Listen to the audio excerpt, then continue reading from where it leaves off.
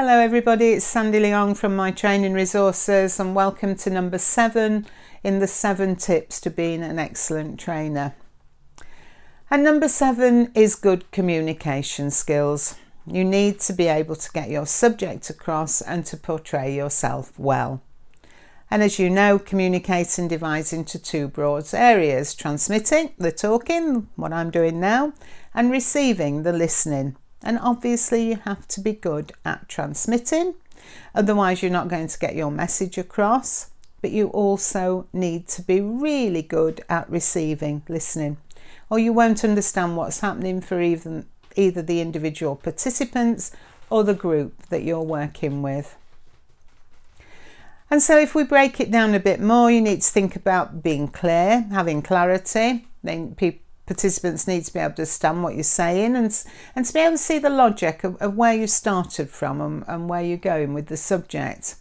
And also using your voice well, having the right pitch. Participants need to be able to hear you. You don't want to boom across the room deafening people, but you have to make sure you're loud enough for everyone to hear you comfortably. If participants can't hear the trainer, then they switch off, write tomorrow's to-do list, test their artistic ability in doodling, or become disruptive perhaps. And that also goes with a varied tone and pace. You need to use different tones of voice to keep participants interested in what you're saying. Using a monotone will send people to sleep fairly rapidly, so varying the tone and pace is an absolute must. Remember, 38% of the message is conveyed in the understanding via the tone of voice, so you have to work hard at it. And also using the right language.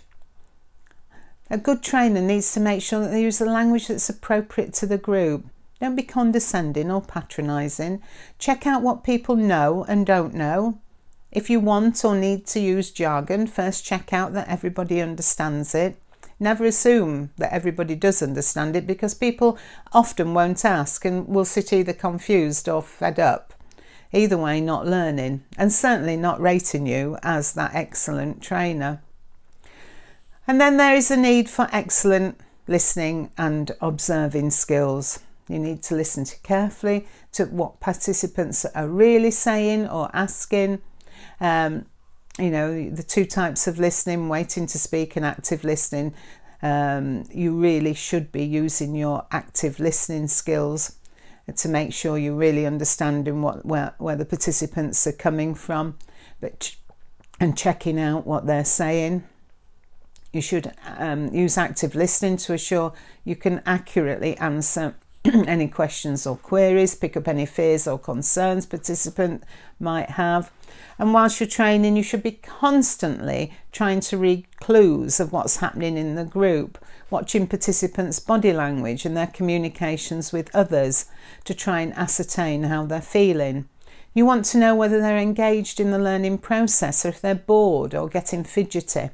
You can't be a mind reader, but you can try your best to work out what is happening and match your delivery style and content to the needs of the participants.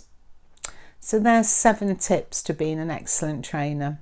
Have a think about each one and decide how you rate yourself. Or if you're training other trainers, how could you deliver these messages to make sure that they become excellent trainers? Have a look at our website, www.mytrainingresources.co.uk, for loads of resources to save you time and give you ideas and help you to be rated as that excellent trainer.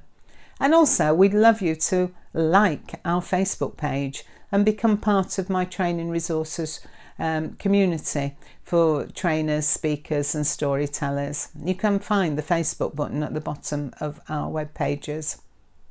Enjoy your training. I certainly do.